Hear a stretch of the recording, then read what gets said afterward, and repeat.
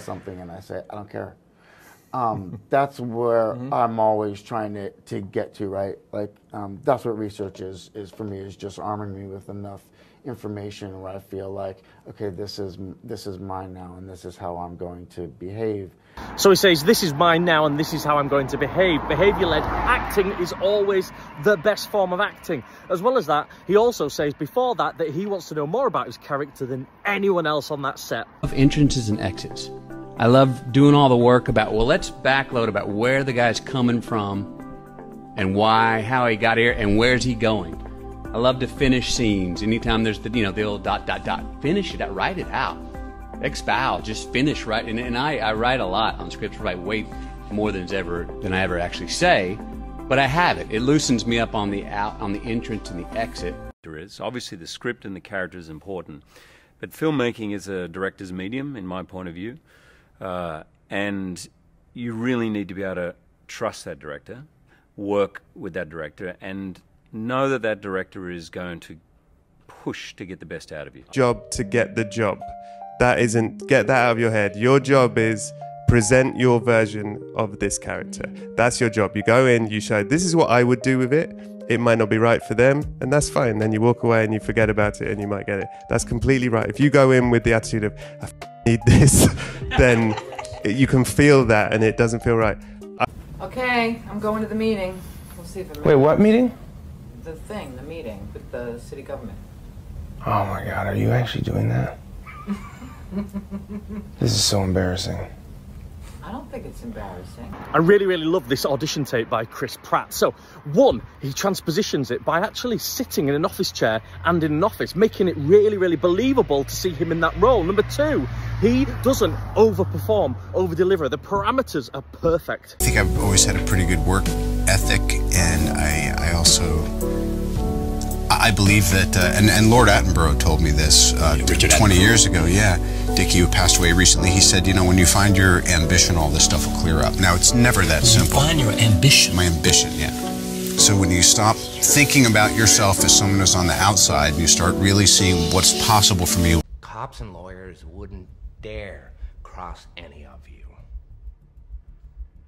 I mean, what happened? Did your balls drop off? Most people love this version of the Joker. So Heath Ledger uses aesthetics. He has an interesting voice, interesting demeanour, interesting walk. But really underneath that, he's just a fantastic casting. He's very much like this character. He actually uses his own truthful instincts and impulses in order to make you believe his performance. I prefer to try to keep switching it up and seeing where it goes and where it lands. You'll surprise yourself in delightful ways.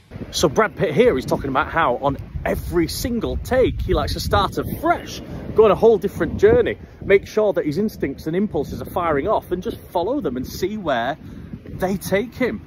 As he says, it's delightful. Never about memorizing the lines. It's understanding what the hell you're saying and what you mean and what you're trying to get and what you need, why you're having trouble getting it, how are you going to get past that obstacle to get what you need. That you do that enough, the lines on the day are like Elia Kazan says, they're fringe on the carpet. I mean, they're just words, and you know that's the difference from writing and acting. The actor brings a bloodline to the role. It's as much about what we don't say as what we do. Rumi quote that I love: "Set your life on fire and seek those who fan your flames." The prerequisite for spending time with any person is that they nourish and inspire you. They feed your flame. Look at your last 5 text messages. Are those people feeding your flames or dousing your fire? I was educated in the way of theater craft and stuff was a very British way of doing things, which meant technique. You know, they're all in favor of actually feeling a real emotion and doing that. But they just say you are not going to be able to summon that every time, and even if you could summon that every time, you would die young. Yeah. So that you have to be able to at least fake it well. Lo and behold, he went around the circle and said, "I'd like to know, who do you all act for?" And I just was last in the ring, so you can imagine my mounting anxiety, Julie Christie, Derek Jacobi, and all these extraordinary actors, Ken.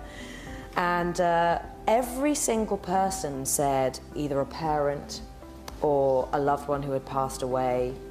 And I'm sitting there thinking, I know what I want to say, but I'm going to wait for somebody else to say it first, and nobody did. And it got round to me, and Ken said, okay, Kate, so who do you act for? And I looked him right in the eye, and I thought, it's a risk, but I'm going to say it. I said, I act for myself.